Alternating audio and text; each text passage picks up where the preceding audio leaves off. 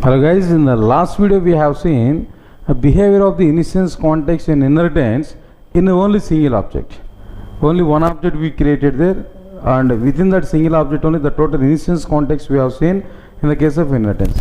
Now in this example we are going to see that multiple objects I want to create for a subclass and how instance context behavior is available inside the inheritance. That we are going to see now. Another example on the basis of this instance context now. Now for example, I want to go for which one here? Class A I want to take now. This is class A. Next one is class B extends A. Next one is class C extends B. So three classes we have taken in inheritance and main class. Another one is main class. Now in main class what I am trying to do now? C1 is equal to new C. And C2 is equal to new C. Overall, two objects I created for class C. For the subclass, two objects I created inside the main class. Now inside this class A, class B and class A, I want to provide which one? Instance context directly, aligned with the constructors. Now first of all here, inside this class A here, what I am going to do now? Constructor I have taken system.out.println of A con. Next one is int m1 method. Inside this int m1 method, system.out.println of m1a. Then after that, now here we need to take which one here? Return statement, return 10 value. Next one is which one? Then after that, instance block here I am going to take system.out.println of instance block a. Next one is int I is equal to m1 method. Like this. This is class A, total instance context here we have seen. Next one, this is completed. After completion of this, now we have to go for which one here? Class B. Inside this class B, I will take a B class constructor. Inside this constructor, system.out.println of B con.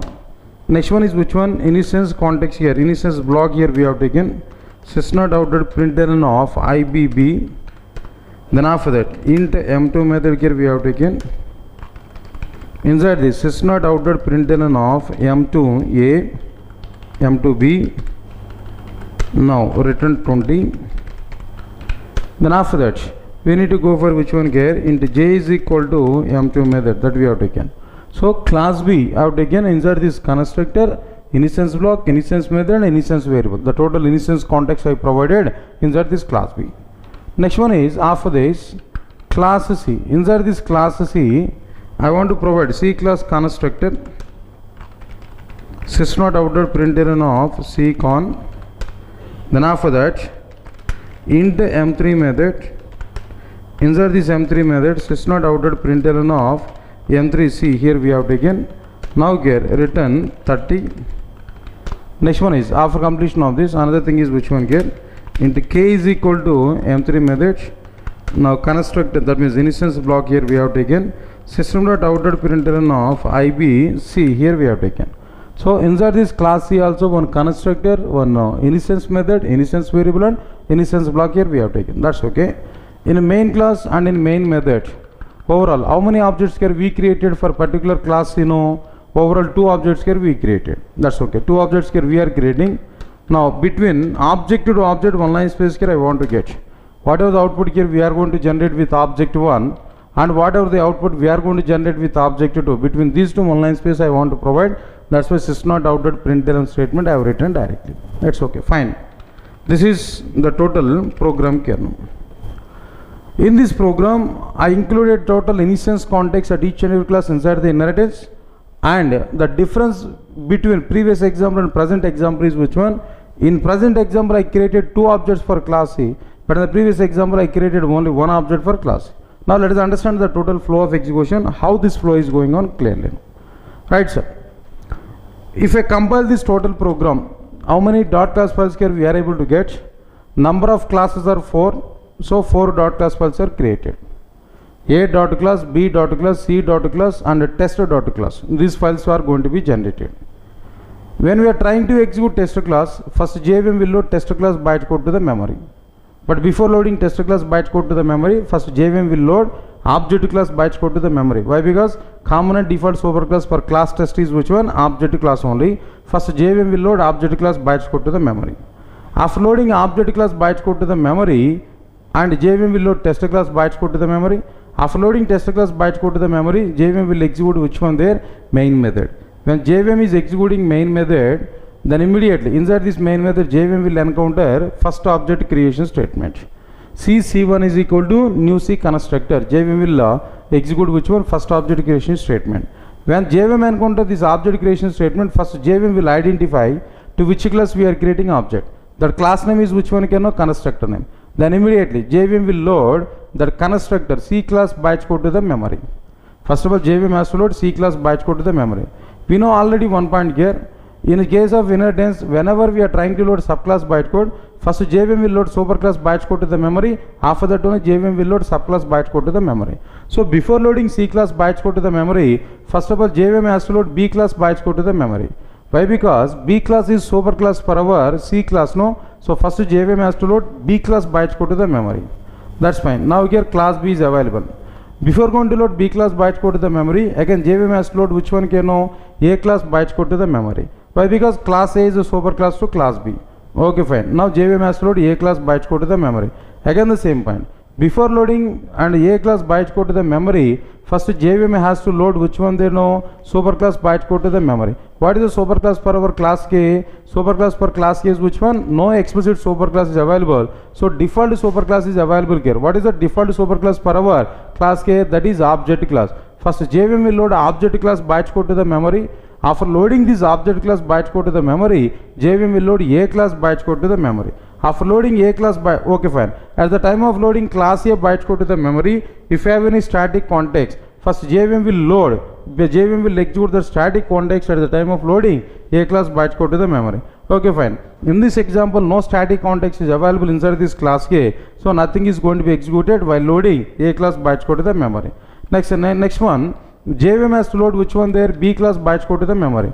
Here also the same thing. At the time of loading B class bytes code to the memory, if you have any static context, the static context will be recognized and executed. In this example, no static context is available inside this class B, so nothing is going to be executed while loading this B class bytes code to the memory. After loading this B class byte code to the memory, JVM has to load which one? C class bytes code to the memory.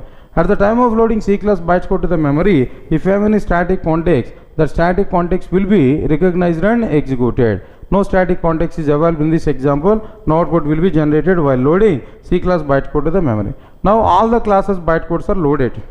When all the classes byte codes are loaded which are available inside the inheritance, then next immediately JVM will execute which one? C class constructor. Now JVM is ready to execute C class constructor. But there is a fundamental point in the case of Java. Before executing subclass constructor, first JVM has to execute zero argument constructor in the superclass. JVM has to execute zero argument constructor in the superclass. So before executing the C class constructor, JVM has to execute which one? B class constructor directly. B class constructor. Good. Now JVM has to execute B class constructor, especially zero argument constructor. Okay, here also the same principle. Before executing B class constructor, JVM has to execute which one? A class zero argument constructor. Why? Because class A is a superclass to class B. Now JVM will search for which one? A class zero argument constructor. Again the same principle. Before executing A class zero argument constructor, first JVM has to recognize and execute superclass zero argument constructor. What is the superclass for class K? That is object class. In object class, zero argument constructor is available, that will be executed. By the execution of this object class zero argument constructor, no output is going to be generated. Why? Because no SOP statement is available inside the object class zero argument constructor. After execution of this object class zero argument constructor, immediately JVM will execute which one? There A class zero argument constructor. Immediately JVM will execute A class zero argument constructor. By the execution of this A class zero argument constructor, here we are getting an output. Which output here we are getting? There no system.out.println of acon. Acon is an output here we are getting directly. But one point here we are missing, no? Before executing this A class zero argument constructor, if you have any instance context, that instance context must be executed. So before executing constructor only instance context must be executed. After that only at the end only this constructor will be executed. Not initially it will be executed. After execution of this instance context only this constructor will be executed. Now JVM will search for which one they know instance context in class A before executing constructor. Yes, it is available. Now this is which one here instance method. Instance method will not be executed directly. Instance method will not be executed directly, but when instance method will be executed, when we call that instance method, then only that method will be executed, not directly instance method is executed. Just leave this one. Now this is which one can know instance block. This instance block is eligible, now it will be executed. By the execution of that, here we are getting output is which one? No, IBA is an output here we are getting, that's okay.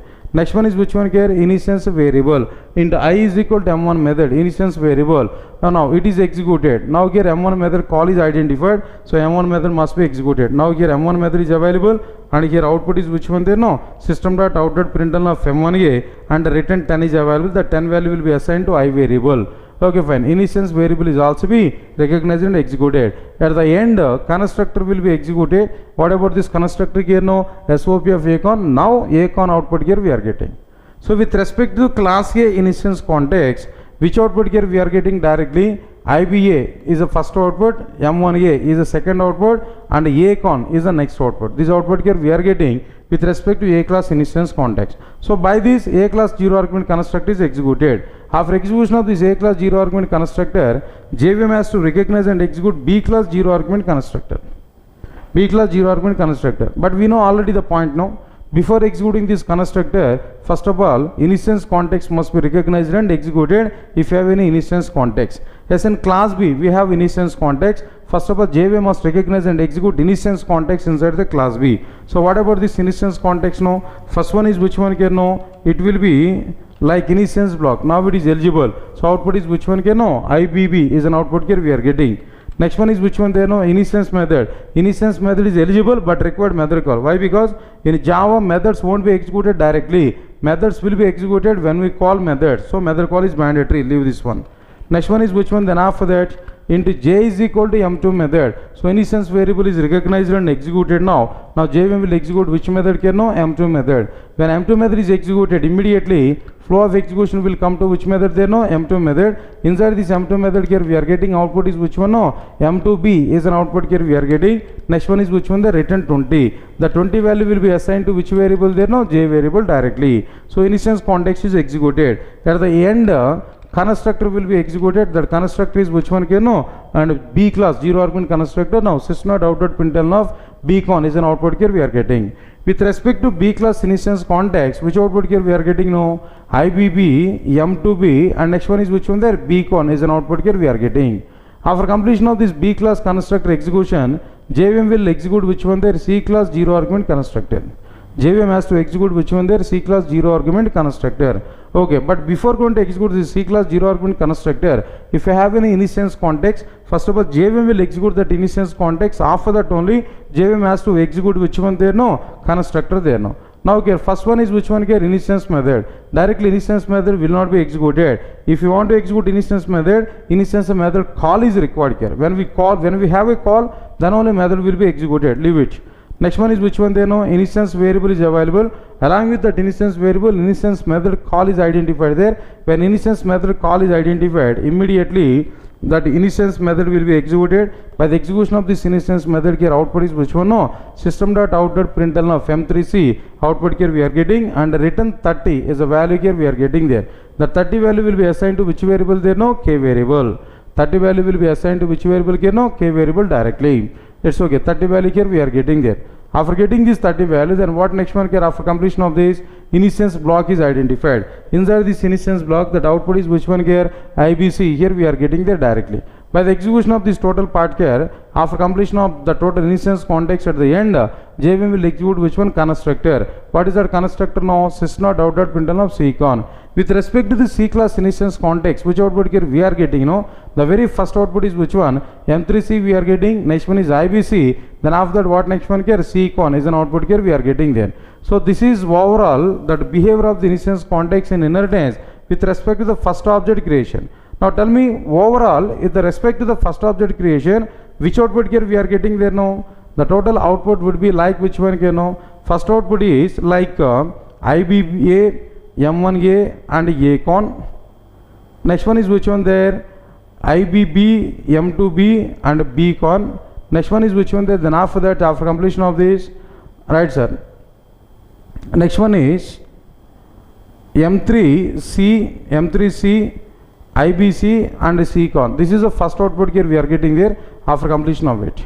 Next one is which one? Then after that, after creating that first object creation, JVM will encounter sys.out.println, one line space here we are getting. Next one is JVM will execute which one here? Second object creation statement. When JVM encounter the second object creation statement, first of all JVM has to load C class bytecode to the memory.